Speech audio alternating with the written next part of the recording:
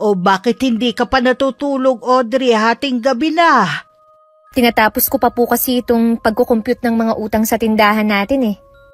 Pwede naman kasing bukas na lang yan eh. Kanino bang mga utang yan? Nangunguna na po sa listahan natin si Aling Esme. Bago na naman ba ang utang niya?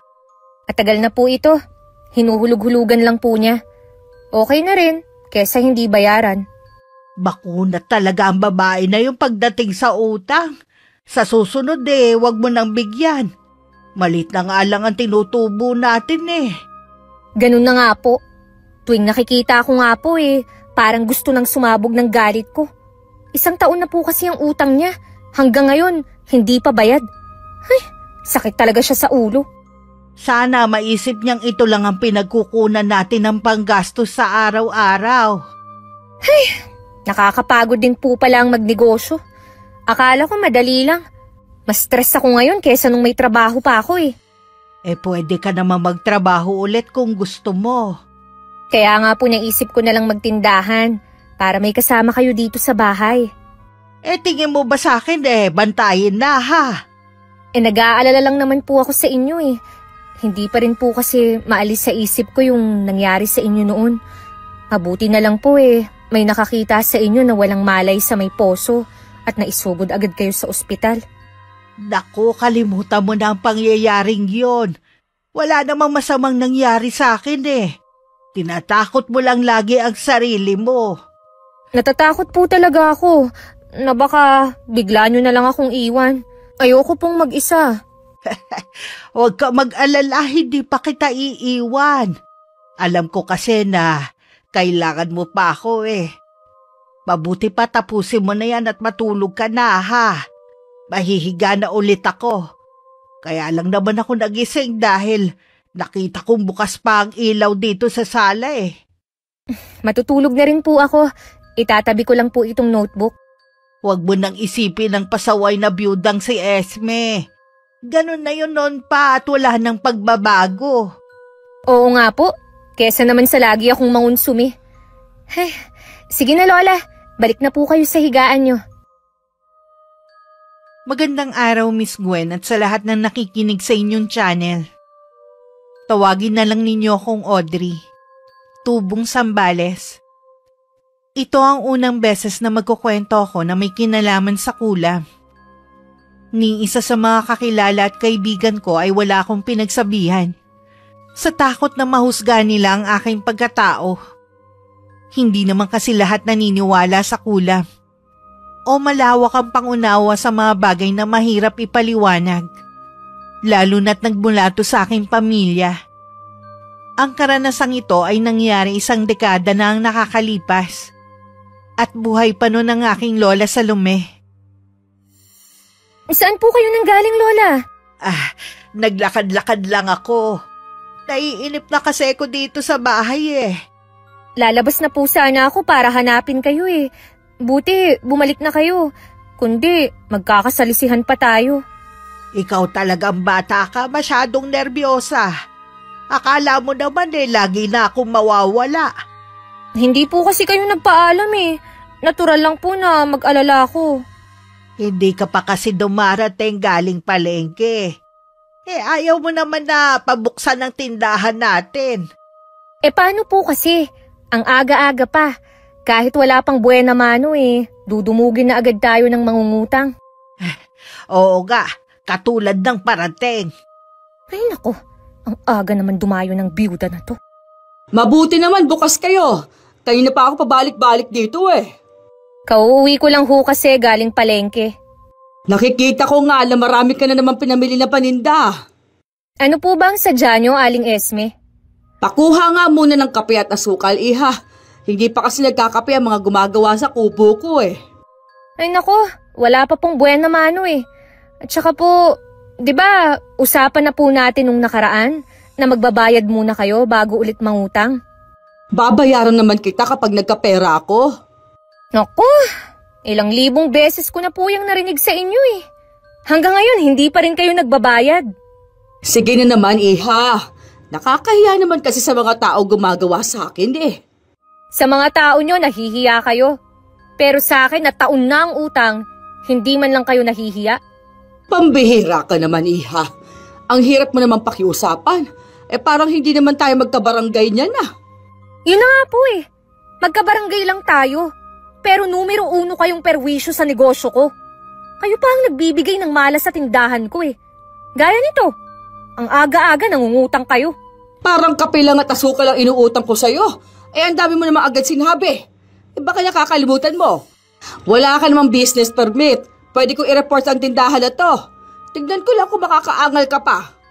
Sige na, Iha, ibigay mo na ang hinihingi ni Esme. Pero Lola... Sige na, ako nang nakikiusap sa'yo. Ibigay mo na lang kung ano ang hinihingi sa'yo. Sige na nga po, Lola. Pahintayin na lang po. Magbibigay ka rin lang pala eh. Gusto mo pa ako magalit? Sa susunod, Esme, ayoko maririnig ulit sa'yo na meron kang pagbabanta sa apo ko, ha? Huwag ako ang pagsabihan ninyo, kundi ang apo ninyo. Akala mo kung sino na, tindahan lang naman ang pinagmamalaki. O Aling Esme, ito na po ang inuutang nyo. Pakilista na lang ulit. Alam ko na po. Kainis talaga. Hayaan mo na siya, apo. May balik din sa mga tulad niya, ginagawa niya sa kapwa. Tara na muna po sa loob. Isasara ko muna itong tindahan para makapag-almusal tayo ng matiwasay. Nagpupuyos pa rin ako sa galit pero minabuti ko na lang na wag nang pag-usapan ang nangyari. Baka kasi mawalan pa ako ng ganang kumain. Pero si Lola binanggit pa rin. Isinaling ko muna ang lugaw niya sa mangkok na siyang paborito niyang almusal. Ako naman kanin at ulam. Alam ko na naiinis ka pa rin, pero maigi na rin ang ginawa mo. Ayoko kasing pag-initan ka ni Esme. Kilala mo naman ang babaeng yun, may pagkamahadera din. Sumusobra na po kasi siya eh. Wala na nga siyang pakinabang sa barangay natin, perwisyo pa siya sa mga naghahanap buhay. Alam ko, hindi lang naman ikaw ang nagrereklamo sa mga ginagawa niya eh. Sus! Puro lang reklamo. Wala naman kasing nangyayari dahil bayaw niya ang kapitan natin. Isa rin namang kurakot. Huwag kang magsasalita ng ganyan kapag nasa labas ka ng pamamahay natin. Hindi kasi natin alam kung sinong kadikit ni kapitan. Baka makarating pa sa kanya ang mga sinasabi mo. Huwag po kayong mag-alala, Lola. Wala akong pinagsasabihan na kahit sino. Sinasarili ko lagi ang mga hinaing ko. Mabuti na rin yung nag-iingat, apo. Sa susunod naman hindi na naman siya tatakbo. Kung sakali man na maisip pa niyang tumakbo ulit, tingin ko naman hindi na siya iboboto ng mga tao. Hindi po tayo nakakasiguro, La. Alam niyo naman dito sa atin iilan na lang ang nag-iisip ng matino. Ipagdasal na lang natin na sana kapag natapos na ang termino ni Kapitan, wag na siyang tumakbo pa. Mamahinga na lang siya. Malabo po na maisipan niyang magpahinga kung pagbabasehan ng mga sinasabi ng mga tao. Ano bang sinasabi nila? Ang sabi, hanggat hindi pa raw po nagiging mansyon ng bahay ni Kapitan, tatakbo pa rin siya. Ay, sus Mariosep. Saan naman niya kukunin ang pagpapagawa ng mansyon? Sa pondo ng barangay? Hindi po talaga aasenso ang lugar natin hanggat siya ang nakaupo. Ay, mabuti pa wag na natin pag-usapan ang tungkol kay Kapitan at Esme. Lugaw na nga lang ang kinakain ko baka hindi ko pa malunok. Mabuti pa nga po, lalo lang kasing nasisira ang araw ko Alam ko naman makita mo lang siya kahit nasa malayo pa nag-iiba na ang timpla mo Kahit naman po sino, Lola O siya, bilisan na lang natin ang pagkain. Tutulungan na rin kita sa pag-aayos ng paninda mo. Iba talaga ang saya ko kapag nakikita kong puno lagi ng paninda ang maliit naming tindahan. Hindi naman ako mahigpit sa pagpapautang. Basta magbabayad lang sa takdang araw. Dati maraming tindahan dito sa lugar namin. Kaya lang isa-isa na sila nagsara dahil naubos na ang puhunan. Sa pagkakaalam ko, 3 na lang kaming natitirang matatag. Lola, meron na naman po palang bagong lista si Aling Esme? Oo, nung isang araw yan nawala ka at ako ang nagbabantay. Si Fabian ang kumuha, utos daw ng ate niya. Ang daming alak na ito ah. Pa-birthday daw sa kanya ng kapatid. Ayoko sanang bigyan kaso nang gugulo naman. Palibhasa kasi mga lasing na. Gusto pala niyang manlibre. Sana, binayaran niya na lang kesa utangin. Kung hindi nga lang nagbanta na babasagin ng mga bote sa harapan ng tindahan makikipagmatigasan ako. Baka mamaya kasi katulad nung dati na itinanggi ni Esme na nagpakuha siya ng alak. Sa tingin ko po sinasadya talaga ni Aling Esme na itanggi. Kahit na anong tanggi niya, ililista ko pa rin sa kanya. Naiisip ko nga na kung isara na lang natin ng tindahan. Wala naman po tayong pwedeng pagkakitaan kung sakali. Tsaka alam ko na nag-i-enjoy din po kayo sa pagbabantay ng tindahan natin. Lalo't napapakwento kayo sa mga bumibili. Paano kasi puro palabas na lang ang puhunan mo Paano kung hindi na magpadala ang itay mo? May sarili na rin siyang pamilya. Hindi sa lahat ng oras mapagbibigyan ka niya. Si Aling Esme lang naman kasi ang makunat Yung iba naman po maayos magbayad. Hindi naman natin siya pwedeng ireklamo. Dahil nga bayaw niya ang kapitan natin. Ay, kaya nga po. Kaya nga makinig ka na lang sa akin, Apo. Bigyan niyo pa po ako ng ilang buwan Pag-iisipan ko na rin po. Ayoko lang kasing magalit ako. Baka makagawa ako ng isang bagay na pagsisisihan ko rin sa huli. Huwag niyo pong sabihin, Lola, na kabisado niyo pa rin ang kaalaman niyo sa kulam. Hindi naman yun basta mawawala kahit matagal ko nang hindi ginagawa. Habang buhay na yun nakaukit sa isipan ko. Alam ko po na kahit may alam kayo sa kulam, hindi nyo naman po magagawang manakit ng kapwa nyo. Basta ba wag ka lang nilang sasaktan. Wala akong gagawin. Kaya ko naman po ang sarili ko Wag po kayong mag-alala. Siya nga pala. Pupunta muna ako sa sementeryo Kaarawan ng lolo mo ngayon Gusto ko lang siyang dalhan ng mga tanim kong bulaklak. Sasamahan ko na lang po kayo, La. Wag na, Iha. Malapit lang naman ang sementeryo Tsaka, sayang din naman ang benta mo kung magsasara ka na naman. Mag-iingat po kayo, Lola. Wag po kayong magpapahapon. Naiiling na lang ako habang pinagmamasdan ng mga paninda ko. Ang laki nga nang nabawas sa mga alak. Utang naman. Napapaisip tuloy ako na baka tama si Lola Salome. Habang wala pang customer, may kinuha muna ako sa kwarto ko. Hindi alam ni Lola Salome na matagal ko nang itinatago ang libro niya, na naglalaman ng iba't ibang uri ng kulam. Hoy! Ano yan, ha? Ate Karen naman, muntik na akong atakihin sa'yo Ano yung binabasa mo, diary? Ha? Hindi Ano to? Lumang libro ni Lola Salome. Akala ko kung ano na. Nasan pala ang lola mo?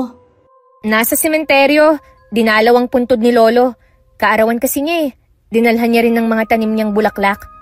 Wow! Ibang klase talaga magmahal ang lola mo, no?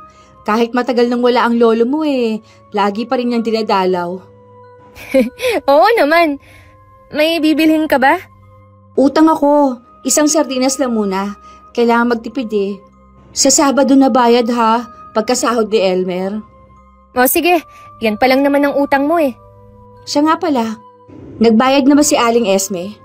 Hindi pa nga Nilulumot na nga ang listahan niya dito Singilin mo na. May pera ang mga yun. Naibenta na nila yung lupa nila magkakapatid. Talaga? Hindi ko alam yun Huwag mo lang sabihin na ako nagsabi Oo ba? Salamat sa pagbibigay ng impormasyon Balita ko kasi sa dami ng utang ni Aling Esme, kaya gusto niya na ilihim ang pagkakabenta ng lupa nila. Anong akala niya? Maitatago niya yun? Walang lihim na hindi nabubunyag. Ang hilig niyang mangutang tapos ang kunat magbayad. Sige, uwi na ako. Maaga kasi ako magluluto ng hapunan namin Lagi kasing gutom si Elmer pag uwi. Hindi ko maiwasan na mapangiti na mapag-isa. Sa wakas kasi ang 1 taon na utang ni Aling Esme mababayaran na rin. Kapag nakapagbayad na siya, hindi na siya ulit makakautang sa tindahan ko. Nang maalalang hawak ko pa rin ng libro ni Lola, mabilis ko na yun ibinalik sa kinalalagyan nito. Hanggang makauwi ang lola ko, hindi ko maitago ang ngiti ko. Kanina ko pa napapansin na parang maganda ang mood mo ah. May pag-asa na pong mabayaran tayo ni Aling Esme. Ah, talaga?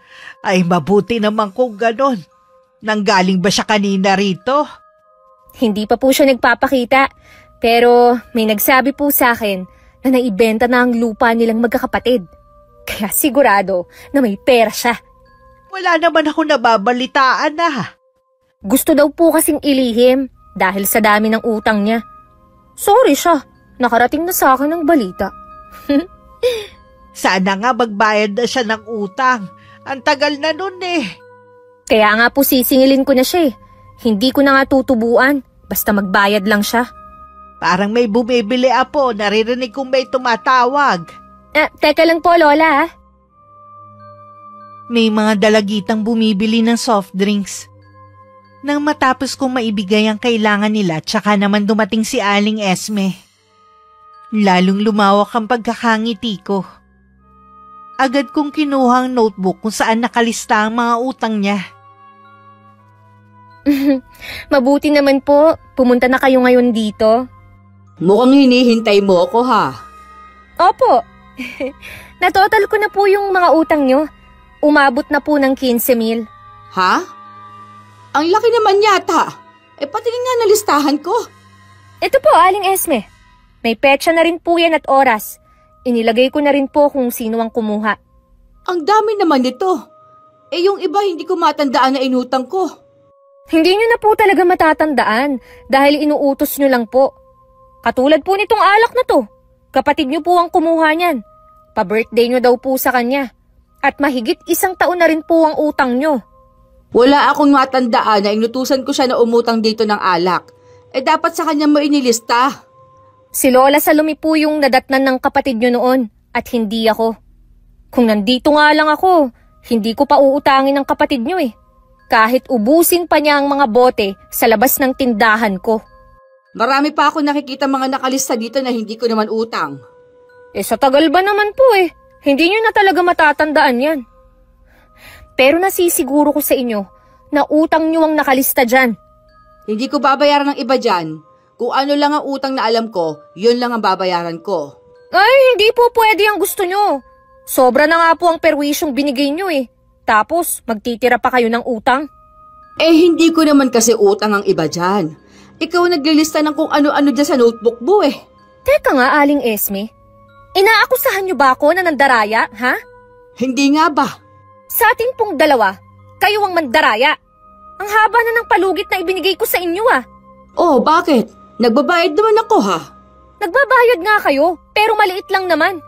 Mas malaki pa rin ang naiiwan yung utang kaysa sa paghuhulog nyo. Basta. Hindi ko babayaran ang lahat ng yan. Hindi po ba eh? May pera naman kayo. Nakabenta kayo ng lupa eh. Ha? Sino naman nagsabi niya sa'yo? Kung sino man siya, maputulan sana siya ng dila. Hindi na po importante kung sino ang nagsabi sa akin. Magbayad na kayo. Maawa naman ho kayo sa akin. Sa inyo na lang napunta ang kita ng tindahan eh. Hindi po kami mayaman para lagi na lang mag-aabono. Ang dami mo namang sinabi.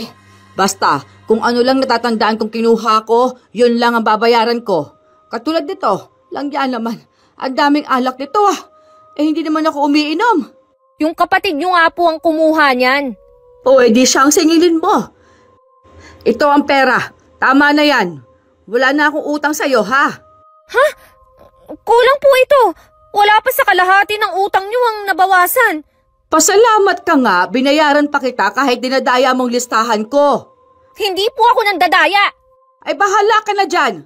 Burahin mo na ang utang ko sa'yo. Aling Esme, bumalik po kayo. Sandali lang po. Kulang ang ibinayad nyo. Apo, wag mo na siyang habulin. Baka mapano ka pa. Lola, 3,000 lang po ang ibinigay niya. 15,000 po ang utang niya dito sa tindahan natin. Ay, hindi naman natin siya mapipilit eh. Kilala naman natin si Esme kung gaano kakunat sa pagbabayad ng utang. Karmahin sana siya at ang buong pamilya niya. Ilang araw na rin ang nakakalipas pero mabigat pa rin sa dibdib ko ang ginawa ni Aling Esme. Pinarating pa sa akin ni Ate Karen na sa ibang tindahan na raw bumibili ang ginang at siguro dun na rin nangungutang. Sa totoo lang mas gusto ko na rin yun. Kaya lang hindi ko maiwasang maawa sa may-ari ng tindahan. Alam kong sasapitin din niya ang naranasan ko. May isa pa akong ikinaiinis na sinabi rin sa akin ni Ate Karen. Kung ano-anong chismis daw ang ipinapakalat ni Aling Esme tungkol sa akin. Isa na nga doon ang pagdadagdag sa listahan kahit hindi naman daw inutang. Tama ba ang mga narinig kong sinabi ni Karen sa'yo? Opo, Lola. Hindi naman po magsisinungaling yung tao eh. Sa susunod na umutang ulit dito, wag mo nang pautangin ng Esme na yon. O kahit sino sa mga kamag-anak niya. Hindi na po pupunta yun dito. Sa iba na pong tindahan siya bumibili. Nakita mo naman ang tindahan ni Vilma. Hindi naman kumpleto katulad nitong atin. At hindi rin naman uubra na pautangin sila ng pautangin ng tao. Baka matulad sa iba na nalugi lang. Hindi na po natin yung problema kung sakali. Nakakaawa din naman po. Kaya lang, desisyon nila na pautangin ng makunat na byuda na yun. Sa bagay nga, tama ka. Ala, lalabas po muna ako sandali ah. Titingin lang po ako ng uulamin natin ngayong tanghali. Sige, ako na lang muna ang bahala dito sa tindahan. Itinali ko lang ang mahaba kong buhok bago lumabas ng bahay.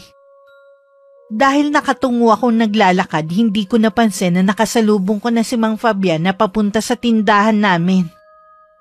Nakangiti pa siya nang bumati kay Lola Salome. Anong kailangan mo? Lola, pwede po bang makautang kahit 3 kilong bigas lang po? Pakisama na lang po sa listahan ni Ate Esme. Hindi na nangungutang si Esme rito. At isa pa, malaki pa rin ang atraso ng kapatid mo sa amin. Alam mo bang hindi niya binayaran ang inutang mong alak dito, ha? Hindi po ba niya binayaran? Sigurado po ba kayo dyan? Oo naman. Baka gusto mo pang makita ang listahan ng apo ko. Huwag na po. Naniniwala naman ako sa inyo eh. Baka naman po nakakalimutan lang niya. Hindi niya nakalimutan. Itinatanggi niya na nagpakuha siya sa iyo ng alak. Si Ate talaga. Hayaan niyo na po. Kakausapin ko siya. Bakit ka pa nangungutang ngayon? Di ba naibenta na ang lupa ninyo? Huwag mo sabihin na ubos na ang pera niyo. Sino naman po nagpapakalat ng balita na yan? Hindi na mahalaga kung sino. Tinatago niyo pa kasi para hindi kayo singilin ng mga pinagkakautangan ninyo. Lalo tuloy kayong nawalan ngayon. Kaya nga po lumalapit ako sa inyo ngayon eh. Wala nga po kaming pera. Malit lang po kasi yung pinagbentahan. Di umamin ka rin. Tinatanggi mo pa kasi eh. Akala mo naman uutangan kita. Pauutangin niyo po ba ako? Hindi, kaya makakaalis ka na. Kahit kayo lang po. Kapag kumitangan ako babayaran ko naman po kayo eh. Hindi ka ba makaintindi ha? Hindi na kami nagpapautang, lalo na sa inyo ng ate mo. Maawa naman po kayo. Kanina pa po kaming umagang hindi kumakain eh. Kahit man lang po sana sa mga apo ko. Ha? Anong mga apo? Kailan ka pa nagkaapo ha? Sinungaling ka talaga. Ang sabihin mo, ipapakain mo sa mga anak mong batugan at lasinggerong katulad mo. Sobra naman kayo magsalita. Ang tanda nyo na, madamot ba kayo? Wala akong pakialam kung yan ang tingin mo sa akin. Umalis ka na kung ayaw mong buhusan kita ng arinolang ginagamit ko. Hindi ka lang pala madamot na matanda ka eh. Bastos ka pa. Talagang sinusubukan mo ako ha? Teka lang, diyak ka lang. Huwag kang aalis ha. Putsang matandang to. Kukunin nga talaga ang arinola niya. Makaalis na nga. Wala naman talagang balak si Lola Salome na kunin ng arinola niya. Ginawa lang niya yung panakot para umalis na si Mang Fabian. Natatawa pa ang lola ko nang bumalik sa loob ng tindahan. Samantala, nagpupuyos naman sa galit si Mang Fabian na umuwi sa kanilang bahay. Nakita pa siya ng kapatid na kapitbahay lang din niya. Agad niyang ikinuwento ang nangyari. Kasalanan mo naman kasi ate kung bakit ayaw na magpautang ni Aling Salome sa atin eh. Ay bakit ako? Ikaw itong ang daming inutang na alak eh. Ang sabi ko sa'yo 2 bilog lang. Aba, 1 kahon ba naman ang kinuha mo? Malino naman ang sinabi mo nun eh. Lasing ka na noon, kaya hindi mo naintindihan ang sinabi ko. Paano yan? Wala kaming bigas. Doon ka na muna ang mangutang kay Vilma. Sabihin mo sa akin ilista. Galing na ako doon kanina bago ako dumiretso kina Aling Salome. Wala na rin daw silang bigas. Eh nakita ko nga na wala na silang panindi. Eh ano ang gusto mong gawin ko?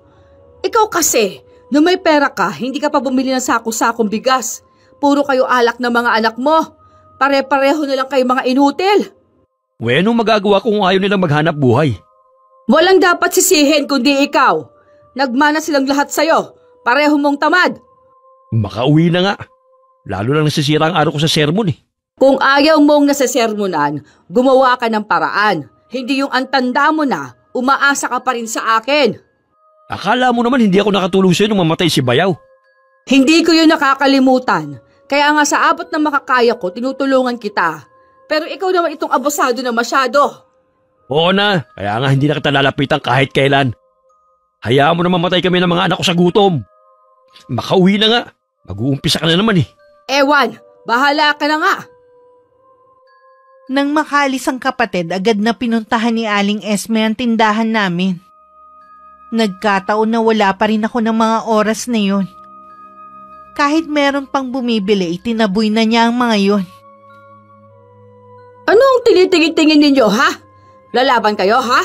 Hindi naman pala eh. Ang sama ninyong makatingin, ah. Ano ba ang problema mo, ha? Bakit mo itinaboy ang mga bumibili sa tindahan namin? Ikaw nga eh. Itinaboy mo rin ang kapatid ko kanina. Maayos na nakikipag-usap yung tao sa inyo. Hindi nyo man lang pinagbigyan. Tanungin nga kita, Esme. Ikaw ba maayos kausap? Hindi, di ba? Bakit ko pa uutangin ng kapatid mo kung alam ko naman na hindi mo babayaran? Baka gusto mong isumbong ko kayo sa bayaw kong kapitan para maipasara ng tuluyan tong tindahan ninyo. Lagi na lang yan ang panakot mo. Mabuti pa gawin mo na lang. Hinahamon mo talaga ako, ah. Aling Esme? Anong ginagawa niyo rito? Bakit niyo sinisigawan ng lola ko, ha? Eh mabuti naman, nandito ka na. Magbilang na kayo ng mga araw at ipasasara ko na ang tindahan na ito. Sino ka para gawin yan, ha? Bakit? Hindi mo ako kilala?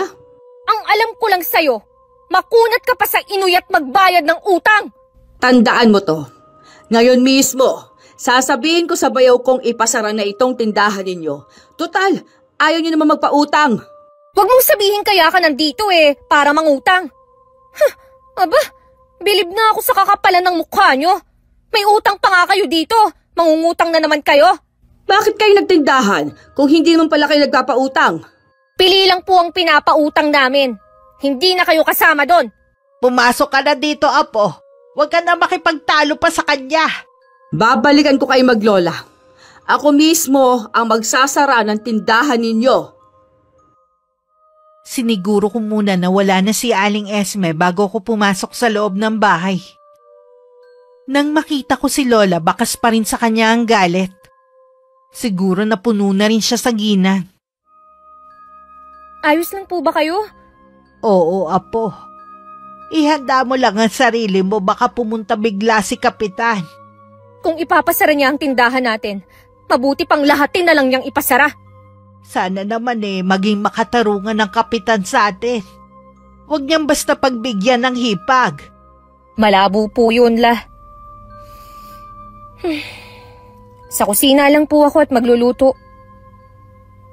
Saktong nakatapos na akong magluto ng ulam nang dumating si Kapitan sa bahay namin. Si Lola Salome ang humarap at nakipag-usap sa kanya. Tahimik naman ako sa isang tabi. Wala kami ng mga hinihingi niyo, Kapitan Alam niyo na maliit na negosyo lang ang tindahan namin. Sapat lang ang kinikita para sa pang-araw-araw naming gastusin. Kung ipapasara mo kami, dapat lahat na ng tindahan dito sa atin. Sana naman kasi marunong kayo makisama. Hindi yung tindahan lang naman meron kayo, pero kung umasta kayo, parang kung sino na kayo. Bakit hindi kayo magtanong-tanong sa mga taga rito kung paano kami makisalamuha? Kahit kailan wala kaming pineperwisyong mga taga rito.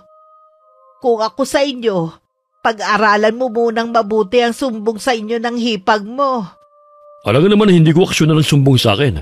Hipag ko yon. Sana lahat na nagsusumbong sa inyo ganito mo kabilis aksyonan.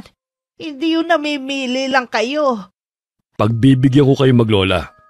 Pero oras na mayroon na naman ako matanggap na reklamo, ipasasara ko ng tindahan nyo. Pumunta na rin kayo sa barangay para kahit permit mula sa akin makakuha kayo. May bayad nga lang yon. Sige, Kapitan. Bukas na bukas din pupunta kami sa barangay hall. Ikaw naman, Iha. Siguro naman nag-aral ka at pinalaki ka na maayos ng lola mo. Matuto ko sanang gumalang sa matatanda. Marunong po akong gumalang, pero hindi sa lahat ng tao na hindi rin marunong rumispeto ng kapwa. Kung ang kinagagalit mo ay yung utang ng hipag ko, makipag-usap ka na mahinahon. Pera lang yun. Pwede pang bumalik.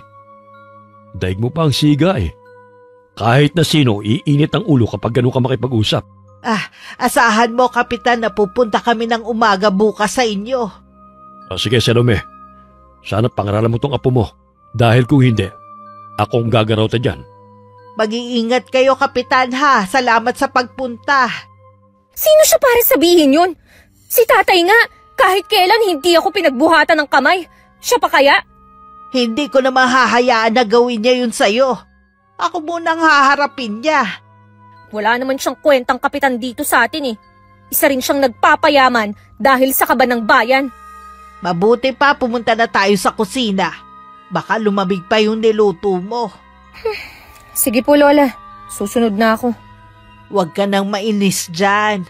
Masanay ka na sa mga ugali nila.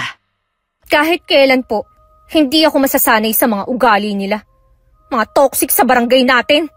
Alam ko, pero nasa iisang lugar lang tayo nakatira.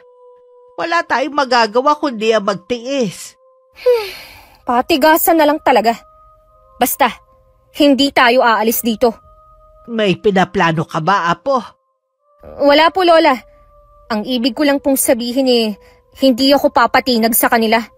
Baka kasi ang gusto nila tayo ang lumayo.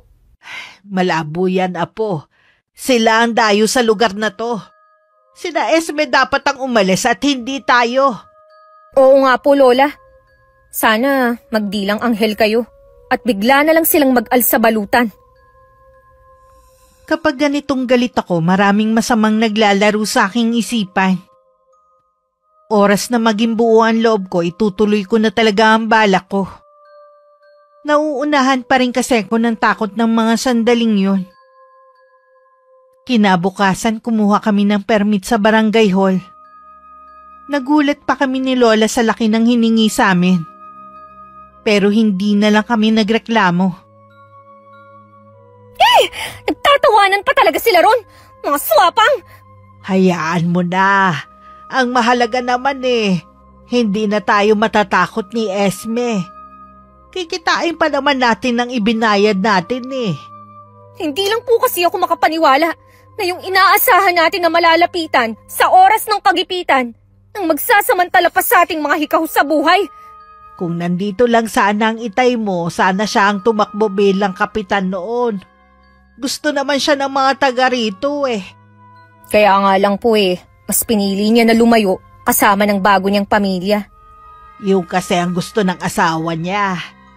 Naaalala ko pa, ayaw daw po ng style probinsya ng asawa niya. Pero probinsya din naman ang tinitirhan nila ngayon. Ewan ko ba sa asawa ng tatay mo? Pero mabuti na rin siguro yun. Kasi baka hindi rin kayo magkasundo kung sakali. Pareho kasi kayong may ugali na hindi nagpapatalo Oo nga po. Si nanay naman, talagang kinalimutan na ako. Mabuti na nga lang po nandyan kayo Kahit papano, Naiibsan ng pangungulila ako sa ina.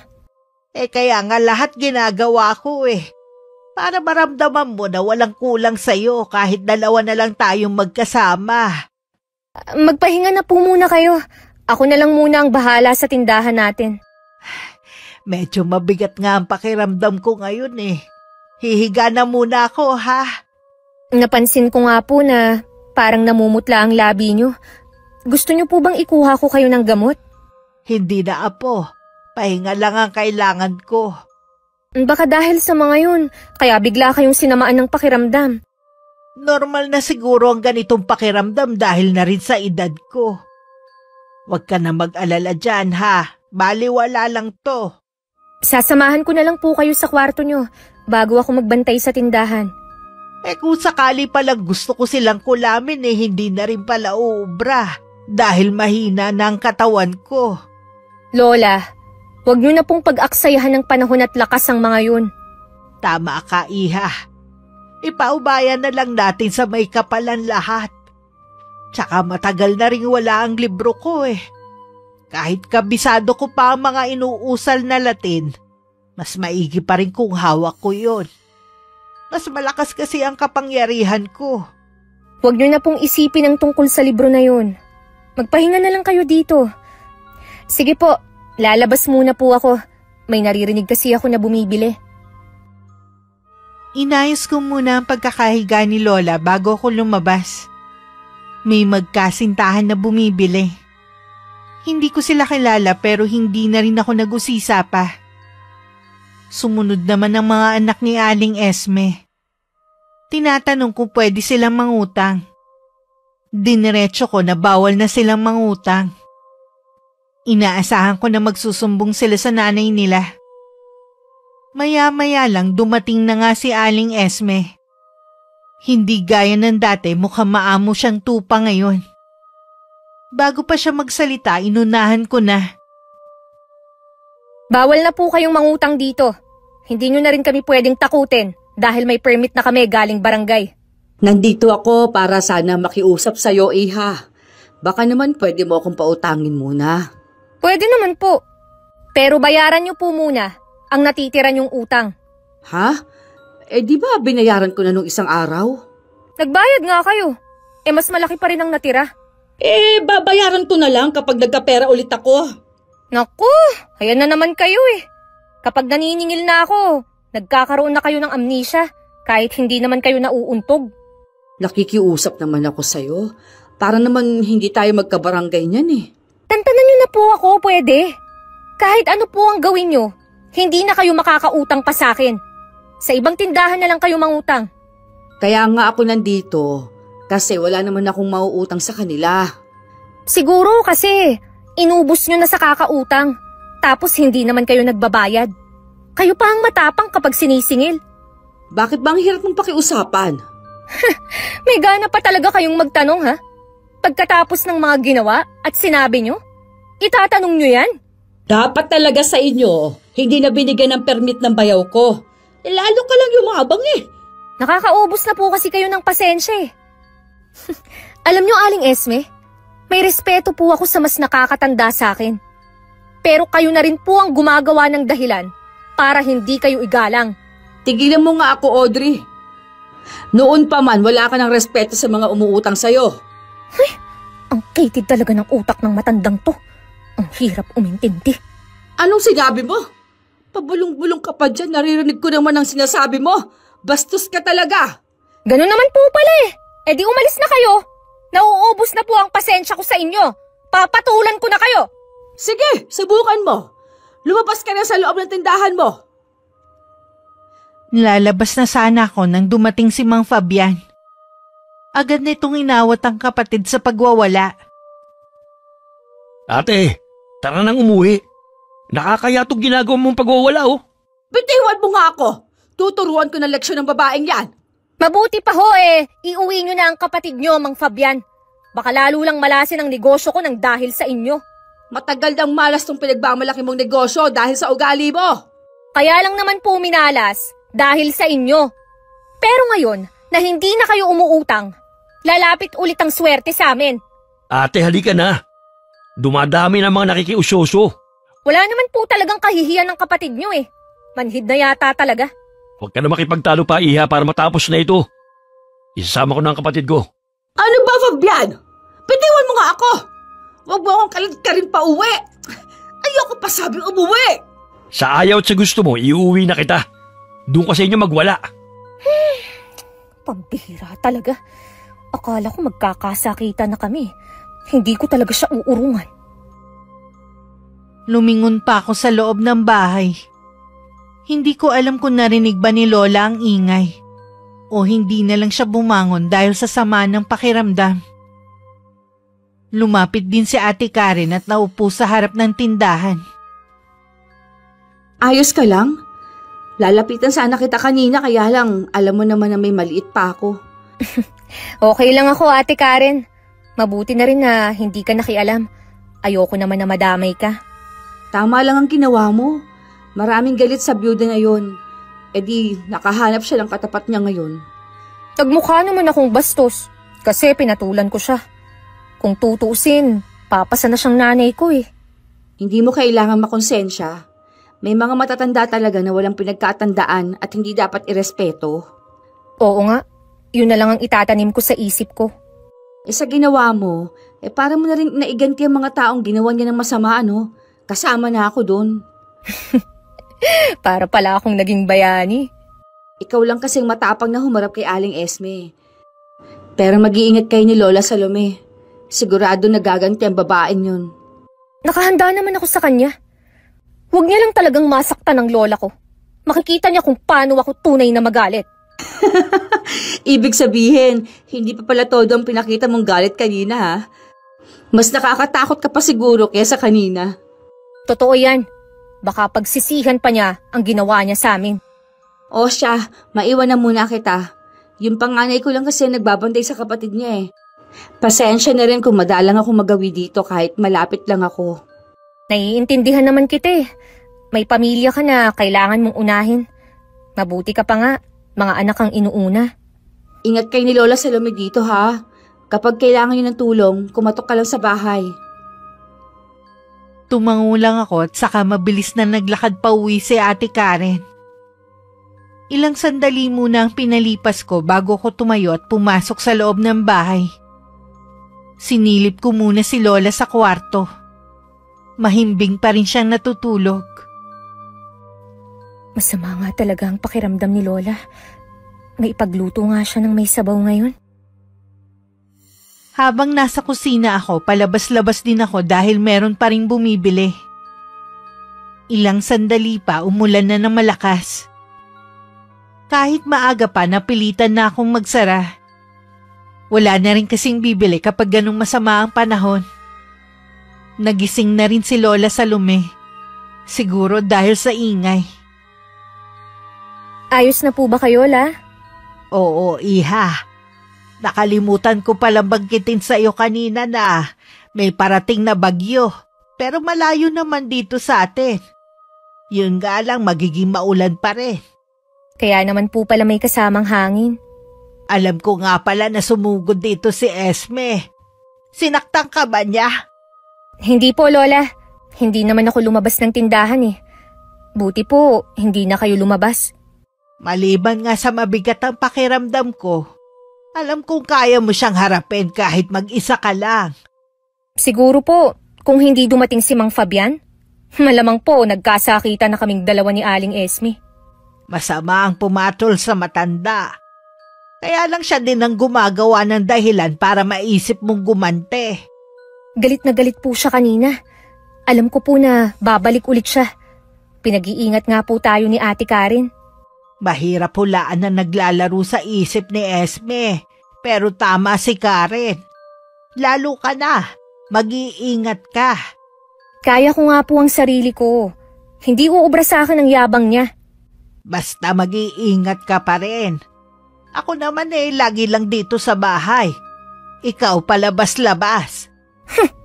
Kapag may gawin po siyang masama, ay nako, sa pulis na ako dediretso para ireklamo siya. Tandaan mo, Apo. Hindi sa lahat ng oras dapat puro tapang ang pairalin. Wala rin kasing buting na idudulot yun minsan. Mas maigi pa rin na palawakin na lang ang pangunawa. Ayla, sa katulad po ni Aling Esme, hindi na po uubra yan. Alam ko naman yun.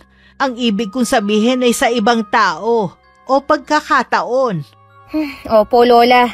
Tatandaan ko po ang sinasabi niyo. Siya nga pala. Isinara mo na ba ang tindahan? Opo, wala naman na sigurong bibili ng ganitong panahon. O siya, tayo nang maghapunan para maagang makapagpahinga. Nung nakahiga na, hindi naman ako makatulog. Biling-baliktad ako sa higaan. Malakas pa rin ang ulan at hangin ng mga sandaling yun. Wala kaming kamalay-malay ni Lola, may nangyayari na pala sa labas ng tindahan. Kinabukasan tumambad sa amin ang mga basag na basyo ng bote na nasa harapan ng tindahan. Pamalit ko ang mga yun kapag nagpapadeliver ako ng soft drinks at alak. Sa gilid ng tindahan ko lang yun inilalagay dahil masikip na sa loob. Hindi ko maiwasang manlumo dahil wala ni isang tinira.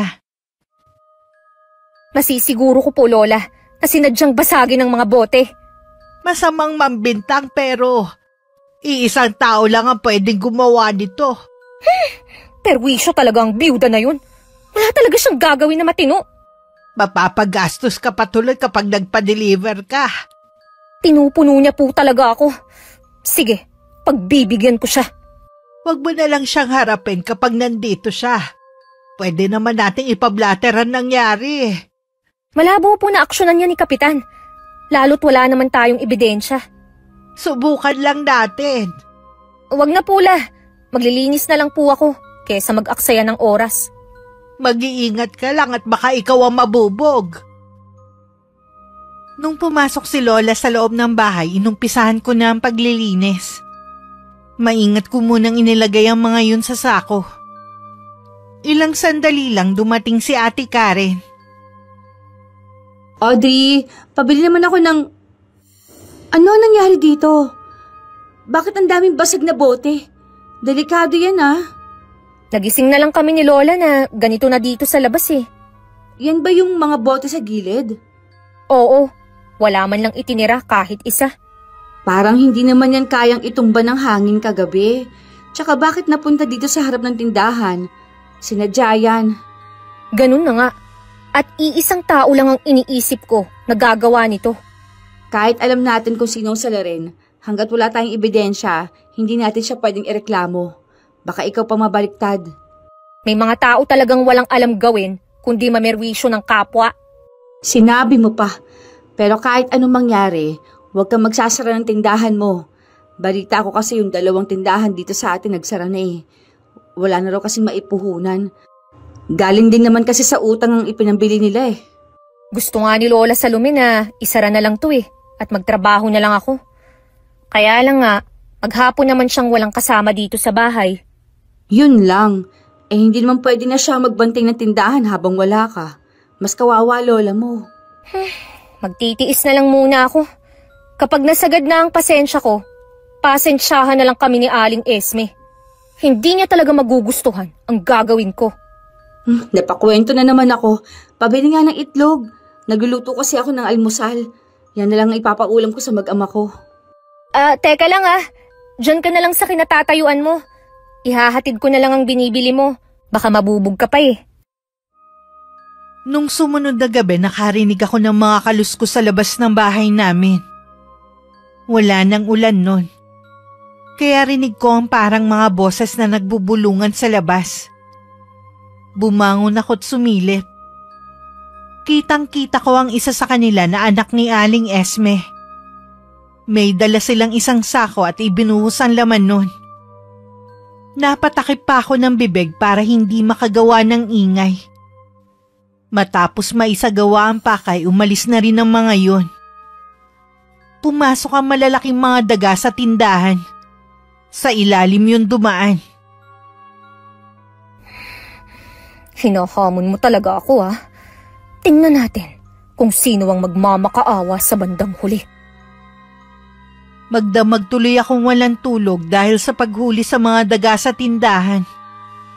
Baka kasi makapasok pa ang mga yun sa bahay namin. Mas malaking problema. Bukas na bukas din maghahanap ako ng pusa. Sayang nga, namatay ang dati naming alaga. Ang sipag pa naman nun manghuli ng mga daga. Nagising na rin si Lola. Hindi rin siya makapaniwala sa sinabi ko at sa mga nakita. Mabuti nagising ka kanina. Mula po nung may nangyari sa mga basyo ng bote, naging mababaw na po ang tulog ko. Kaya nagigising ako agad sa konting ingay. Kahit nakita mo pa kung sino ang gumawa, sigurado namang itatanggi nila yon. Ganun na nga po. Pero kakausapin ko pa rin si Aling Esme. Babalaan ko lang siya. Isumbong na lang natin sa barangay. Bahala na si Kapitan kung aaksyonan ba niya. Hindi na po, Lola. Ako na ang bahala. Sigurado ka ba? Opo. Wala naman po tayong ibang aasahan, kundi mga sarili lang natin. Kaya kailangan, ngayon pa lang masanay na tayo. Pasensya ka na, Iha, ha? Kung wala akong may tulong sa'yo. Minsan naiisip ko ng kulamin ng babaeng yun Huwag nyo na pong ubusin ang lakas nyo sa kanya. Ayoko naman po na nakaganti nga tayo. Kalusugan nyo naman ang magiging kapalit. O sige, maiwan na muna kita rito. Sa kusina lang ako. Malapit ko na rin pong matapos ang ginagawa ko. Itatapon ko na po ito sa malayo. Hindi na rin ako nakatiis. Kaya ng araw na yun, pinuntahan ko na si Aling Esme sa kanila. Kalmado ko lang siyang hinarap. Samantalang siya kitang-kita agad na may ginawang hindi maganda. Hoy, Aling Esme! Nakita mismo ng dalawang mga mata ko na yung pangalawa mong anak ang nagdala ng sako ng mga daga sa tindahan namin. Ano? Kaya ka ba nandito para pagbintangan kami? Aba, ang aga-aga, Audrey, ha? Huwag mong sirain ang araw ko. Anong gusto mo? Araw lang namin ang masira, ganun ba? Hindi ko alam ang sinasabi mo. Umalis ka na bago pa kita ipakaladkad. Makinig ka muna sa sasabihin ko sa'yo. Tigilan mo na kami kung ayaw mong pagsisihan na nakilala mo pa kami. Nanakot ka pa talaga, ha? Baliktad yata. Dapat ikaw ang matakot sa akin. Maliban pa sa kayang-kaya kong baliin yung mga buto mo, bayaw ko rin ang kapitan dito. Hindi ako natatakot sa mga sinasabi mo. Talaga ba? O sige, tignan natin. Parang may iba ka pang pinaplano Ibig sabihin, wala ka pang balak na tumigil sa panggugulo sa amin. Wala talaga. Kumukulo kasi ang dugo ko sa inyo maglola. Sige lang, wag mo lang akong sisihin sa huli. Binalaan naman kita at pinakiusapan. Ang dami mo pang sinasabi. Umalis ka na. Ang aga-aga manira ng araw. Ano ang kailangan ni Audrey sa'yo? Nakita daw niya si Will na nagdala ng sako ng daga sa kanila. Itinuloy mo talaga ang mga plano mo? Ginamit mo pa talaga ang anak mo sa kalokohan mo. Sinabi ko naman sa'yo na kapag sinabi ko, gagawin ko talaga. Bakit kasi hindi na lang tayo manahimik? Bakit parang nag-iba ka na yata? Bumalik lang ang asawa mo, naging mabait ka na. Hindi naman. Ayoko na kasing maging pasaway. Baka layasan na naman ako ng asawa ko Bahala ka. Basta wag mo lang pakialaman ang ginagawa ko. Hindi ka ba natatakot sa maglolang yun? Ano naman ang katatakutan ko sa kanila, Aber? Meron kasing binanggit ang asawa ko tungkol kay Aling Salome. Hindi ko lang alam kung maniniwala ka. Ano bang sinabi ni Lorena sa'yo? Nung bata pa daw sila nun, may sinabi yung mga magulang niya na mangkukulam daw si Aling Salome. Sa tanda mong yan, naniniwala ka pa sa mga ganyang kwento. Taga rito ang pamilya ni Lorena, kaya kilala niya si Aling Salome. Puro ka kasi inom Pati yata utak mo nalagyan na ng alak, kaya kung ano-ano na lang lumalabas sa bibig mo. Hindi naman ako may sabi nun kundi yung asawa ko. Salamat pa rin dahil sinabi mo yan.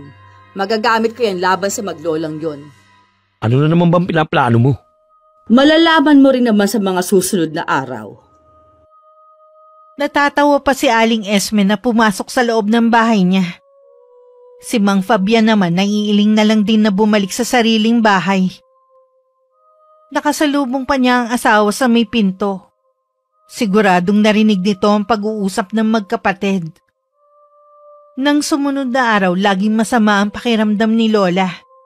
Kaya lagi lang siyang nagkukulong sa kwarto. Mabuti na nga rin siguro na hindi siya lumalabas at hindi nakakarating sa kanya ang kumakalat na tsismis.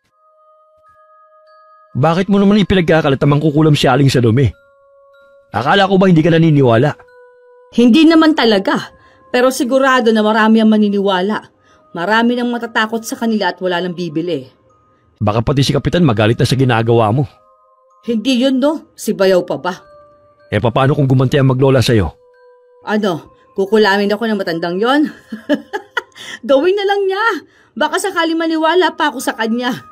Bahala ka na nga. Basta sinabihin na kita, ha? Mula nang bumalik ang asawa mo, naging duwag ka na talaga. Nangako lang kasi ako sa pamilya ko na magbabago na ako.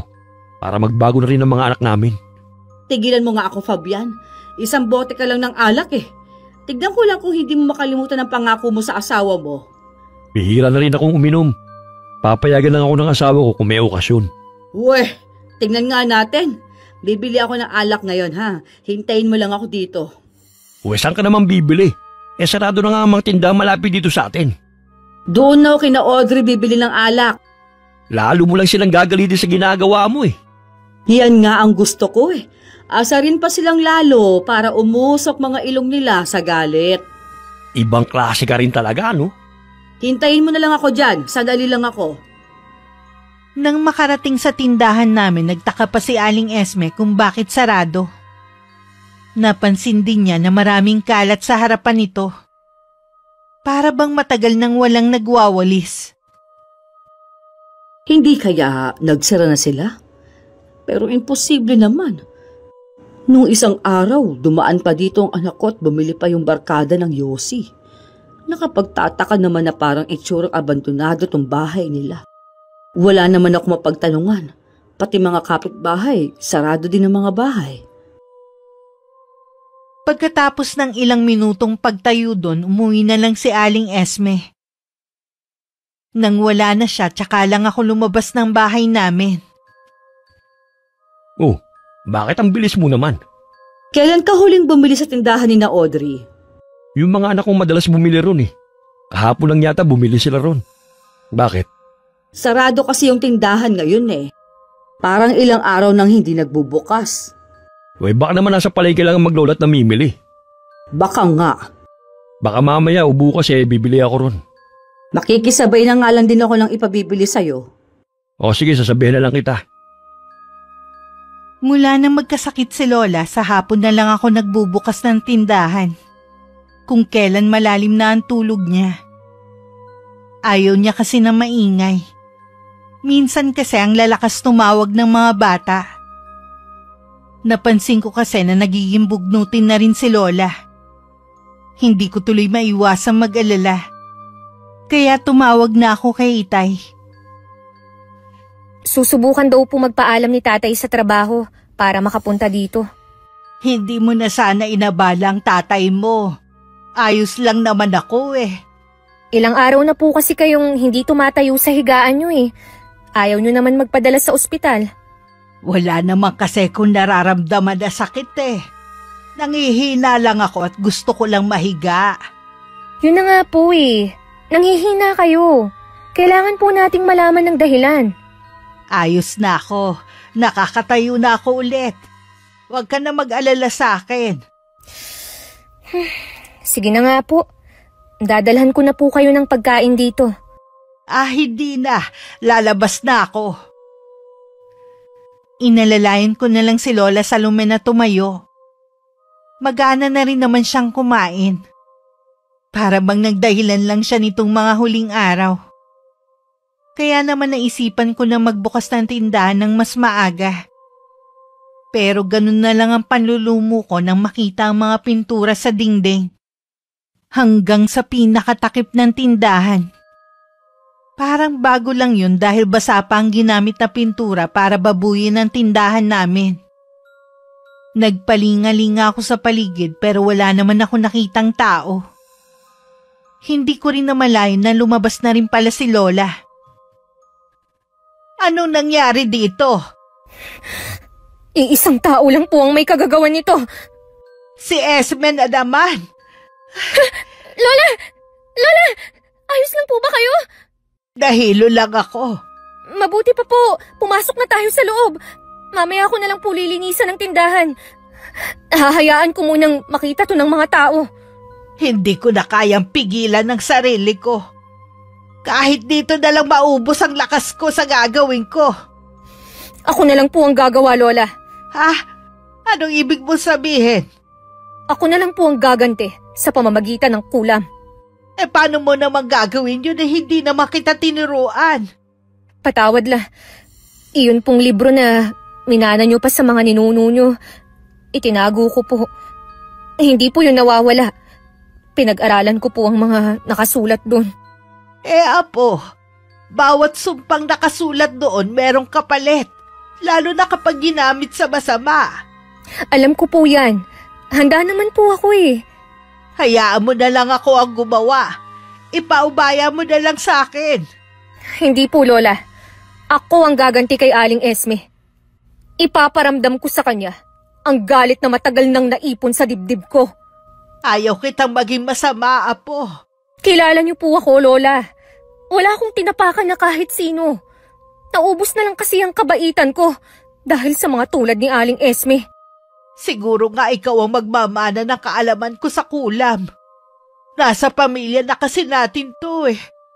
Pero Apo, tandaan mo, hindi biyaya ng nasa taas ang kulam.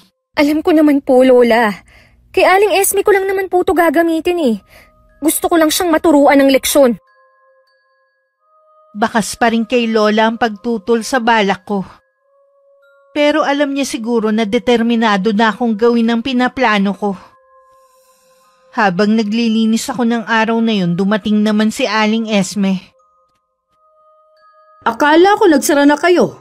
Hindi po kami magsasara. Nagpahinga lang kami ng ilang araw. O ano nangyari dyan? Bakit puno ng pintura?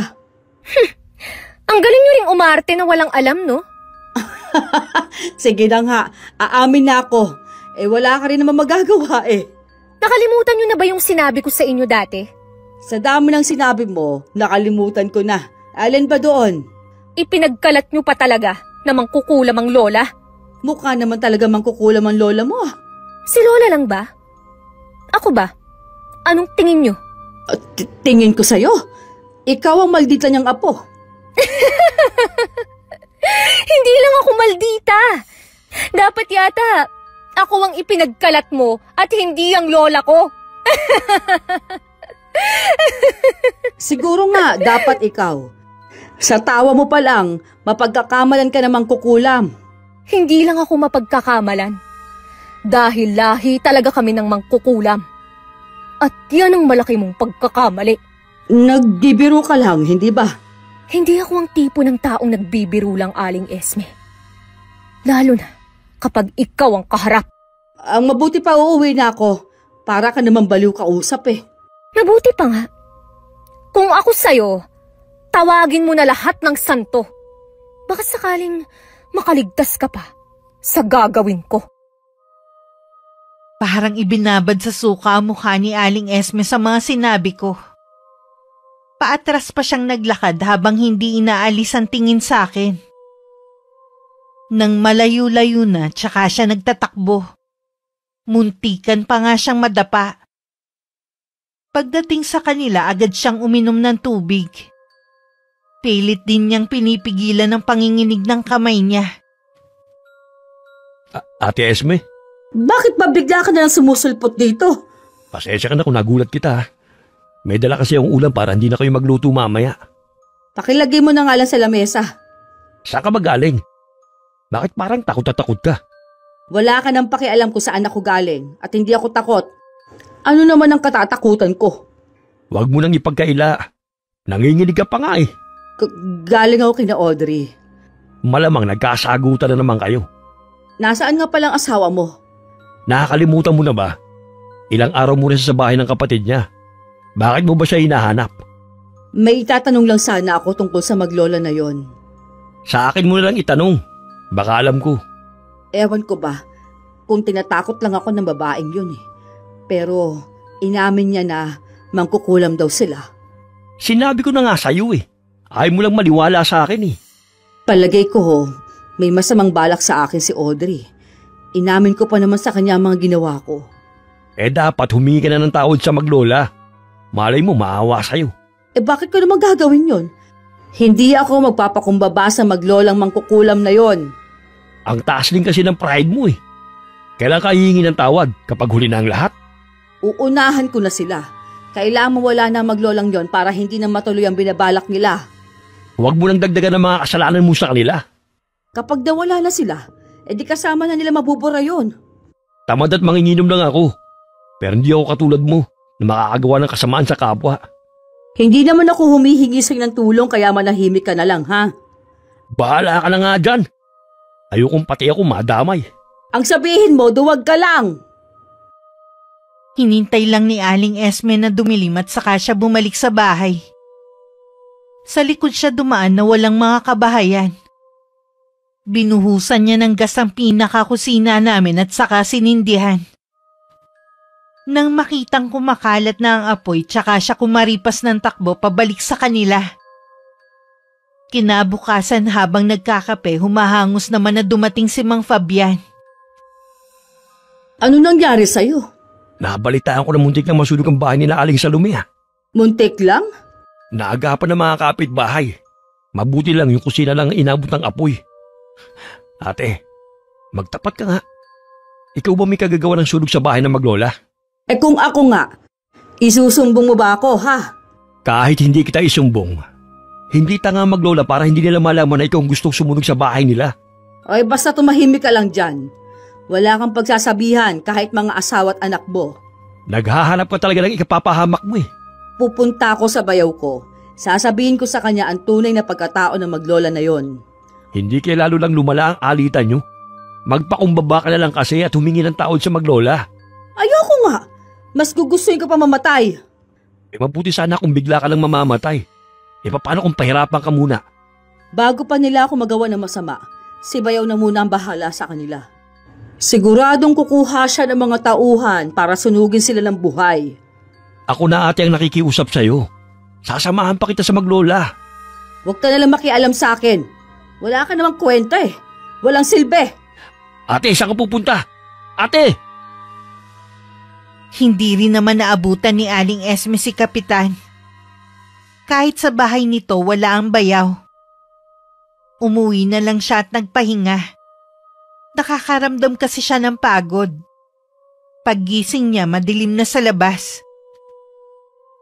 Ano ba naman itong mga kasama ko sa bahay?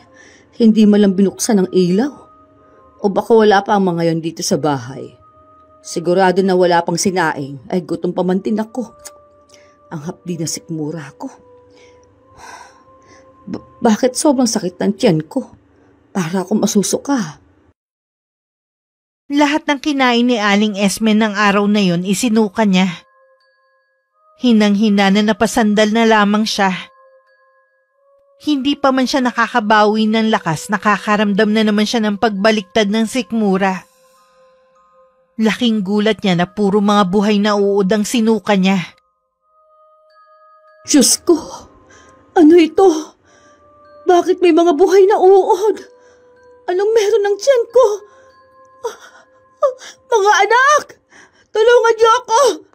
Tulong! Sakto naman nakauwi lang ni Mang Fabian nang marinig ang paghingi ng tulong ng kapatid niya. Dali-dali siyang pumasok sa loob ng bahay nito.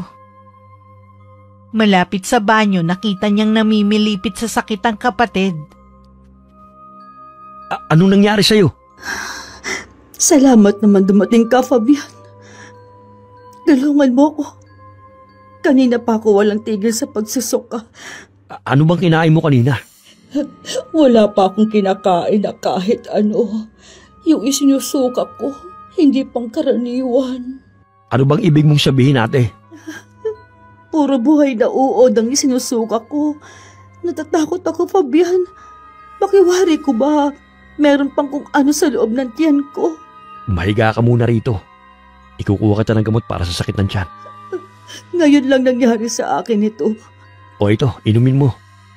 Bubuti na ang pakiramdam mo. Baka may nakain ka lang na sirang pagkain na hindi mo na malayan. Baka nga.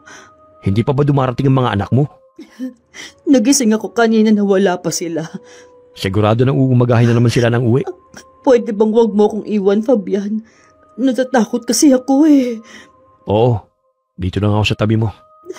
Salamat. Pasensya ka na kung napagsalitaan kita ng hindi maganda nitong mga nakaraan, ha? Sanay na naman ako sa'yo eh. Kung bukas ay hindi pa rin bumubuti yung pakiramdam mo, sasamahan na kita sa doktor. Tingin ko naman eh, bubuti na rin ang pakiramdam ko mamaya. Sandali lang guminhawa ang pakiramdam ni Aling Esme. Makalipas nga ang ilang sandali, namimilipit na naman siya sa sakit ng tiyan. Buong magdamag siyang hindi nakatulog dahil sa kakaiyak. Maliwanag na matapos ako sa pag-oorasyon. Tiniyak ko talaga na matinding sakit ang mararamdaman ni Aling Esme. Hindi rin alam ng lola ko na inumpisahan ko na ang pangungulam sa babae. Mukhang maganda ang gising mo, apo ah. Opo, Lola. Nagpapasalamat din po ako na walang masamang nangyari sa atin. Ibig sabihin nun, hindi pa natin oras para mabatay. Napansin ko rin po na lumakas ang katawan niyo ngayon. Oo nga eh. Bumalik na sa dati ang sigla ng katawan ko. Salamat sa pag-aalaga mo, ha? Wala po yun, Lola. Hindi niyo kailangang magpasalamat sa akin. Salamat din sa mga bababait nating kapitbahay na tumulong sa pag-apulan ng apoy. Siya nga po pala. Mamaya aalis po ako. Sandali lang naman po ako. Saan ka ba pupunta, iha? Sa simbahan po ako pupunta. Wala namang misa ngayon ah. Gusto ko lang po ng katahimikan, Lola. Hindi para umattend ng misa. O sige, mag-iingat ka ha. Alam ko namang gusto mo lang din maglabas ng saloobin mo eh. Tumango lang ako kay Lola at hindi na muli nagsalita. Pagkabihis ko, umalis na rin ako. Pagdating sa simbahan, hindi ako pumasok sa loob. Sa may likod ako nagpunta, sa maliit na altar doon.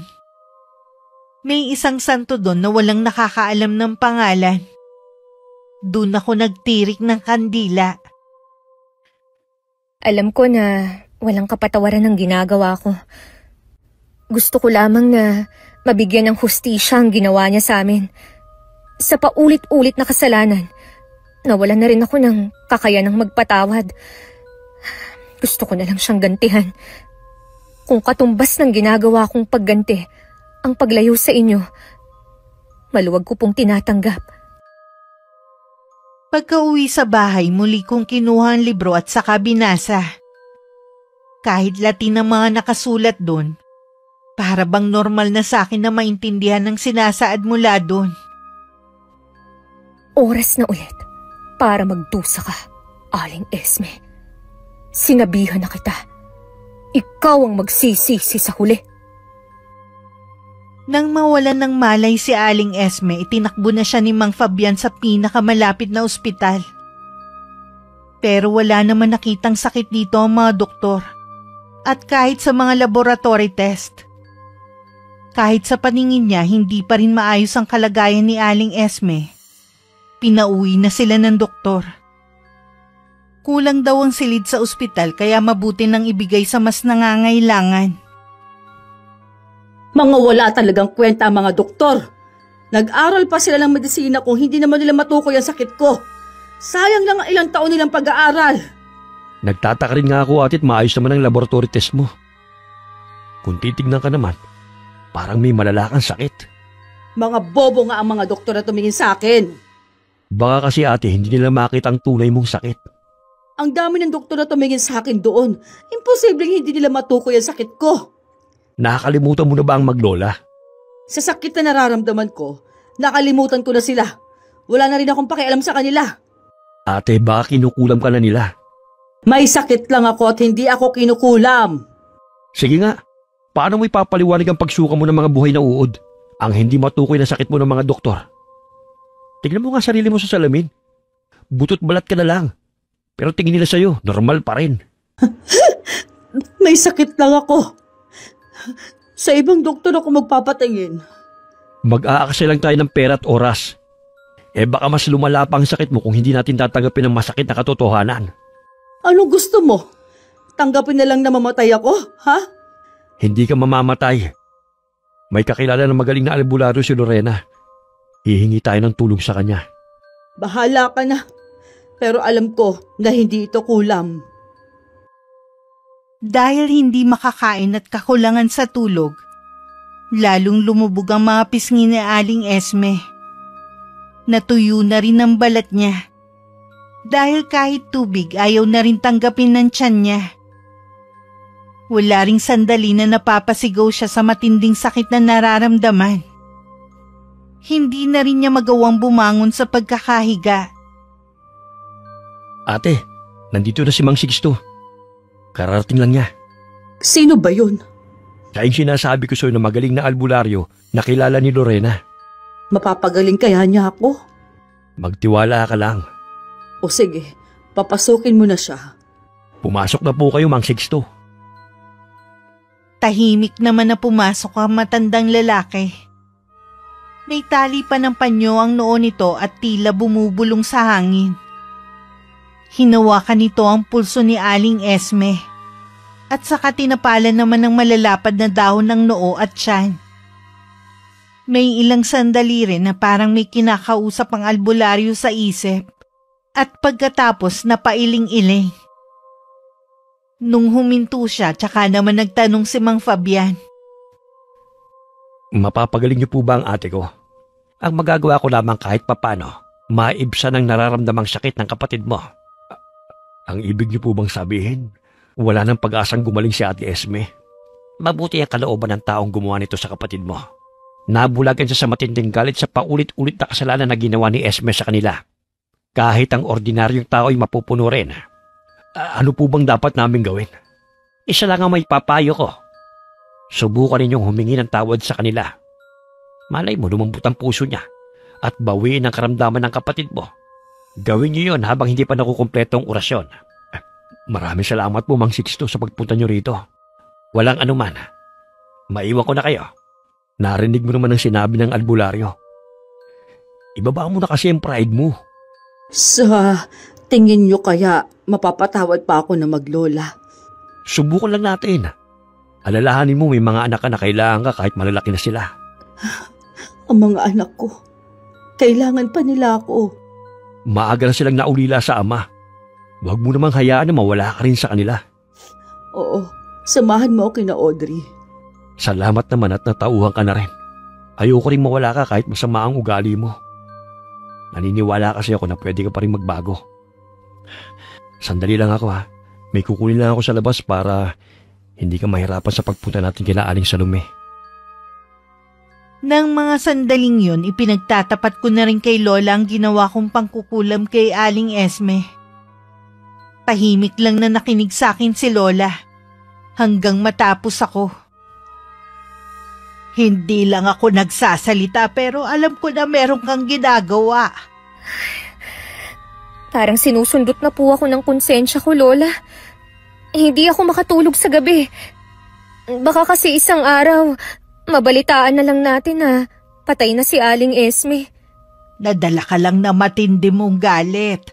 Bata ka pa at hindi pa makontrol ang nararamdaman. Ano pong gagawin ko, Lola? Patawarin mo na ang sarili mo bago patawarin ang mga taong nagkasala sa'yo. Opo, Lola. Mahirap patawarin si Aling Esme. Pero hindi ko naman sinasadya na makapanakit. Alam ko na mahirap magpatawad. Pero kung halimbawa na dumating siya at tumingi sa atin ng tawad, ako na ang nakikiusap. Patawarin na natin siya. Opo, Lola. Pupuntahan ko rin siya sa kanila. Sa tingin ko hindi na kailangan. Parating na sila dito sa atin. Paano niyo po nalaman? Sunod-sunod na katokan narinig namin sa labas ng pintuan. Nagkatinginan pa kami ni Lola bago siya tumayo at binuksan ang pinto. Pumasok si Mang Fabian at Aling Esme na nasa wheelchair. Halos hindi ko na siya makilala dahil butot balat na lang at humpak ang mga pisngi.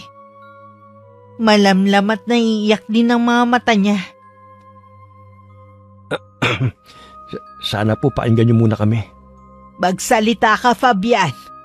Una po sa lahat, patawarin niyo po kami ng ate ko. Lalo na po siya.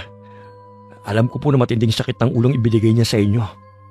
Aminado naman po ako na ganyan talaga si ate kahit noong pe. Nagkamali po siya na kalabanin kayo. Akala niya katulad kayo ng iba na mananahimik lang. Lahat ng ginawa ni Esme nagdulot ng masamang epekto sa amin. Lalo na sa apo ko. Alam niyo naman siguro yun. Patawarin mo ako, Aling Salome. Audrey, nagsisisi na ako sa mga mali kong nagawa. Gusto ko pang mabuhay para makasama ang mga anak ko. Sana naman maging aral na sa'yo ang mga ginawa mo. Huwag mong subukan ang pasensya ng isang tao. Lalo na hindi mo naman siya kilala ng lubusan. Opo, alam ko na ngayon yan. Kahit matanda na ako, hindi pa naman siguro huli para magbago. Habang may buhay, may pagkakataon pang magbago para sa kabutihan. Pinapatawad ko na po kayo, Aling Esme. Patawarin niyo rin po sana ako sa nagawa ko sa inyo. Tama lang ito sa akin. Kung hindi mo ako kinulam, hindi ko maiisip ang mga mali kong nagawa. Baka hanggang ngayon, puro perwisyo pa rin ang ginagawa ko sa ibang tao. Hiling ko po sana na wala nang makaalam sa tunay na pagkatao namin ni Lola Salome. Gusto kong mamatay na lang basta ang issue tungkol sa amin. Huwag ka mag-alala. Aaminin ko sa kanila na gawa-gawa ko lang yun para kayo siraan ng maglola. Sasabihin ko lahat ng mga nagawa kong kasalanan. Kahit man lang doon, makabawi ako sa inyo. Marami pong salamat sa inyo. Lumapit pa ako kay Aling Esme at mahigpit siyang niyakap. Hindi na niya napigilan ng mapahagulgol. Nang araw na yon natapos ang alitang mahigit 1 taong namagitan sa amin. Umalis sa bahay namin na matiwasay ang magkapatid. Alam ko, Apo, hindi lang sila ang may natutunan sa karanasan nating ito. Pati ikaw rin. Pinakamahirap gawin ang patawarin ng mortal na kaaway. Magaan na po ang pakiramdam ko ngayon. Mas masarap pa rin pala na walang kagalit at itinatago na sama ng loob. Makakapagtinda na rin tayo ng tahimik ngayon. Ilang araw lang gumaling na rin si Aling Esme. Isang araw dumating siya sa tindahan para bayaran ng natira pa niyang utang. Nagpaalam na rin siya. Lalayo na daw silang mag-anak para makapagbagong buhay. Muli humingi siya sa akin ng tawad, Miss Gwen. Lagi pa rin piliin na maging mabuti sa kapwa. At kahit may pagkakataon na sila mismo ang gumagawa ng bagay na ikinapapahamak natin, hanapin pa rin sa puso ang pagpapatawad. Dahil minsan, ang masamang pangyayari ang magbubukas pala ng panibagong kabanata sa buhay natin. Wakas,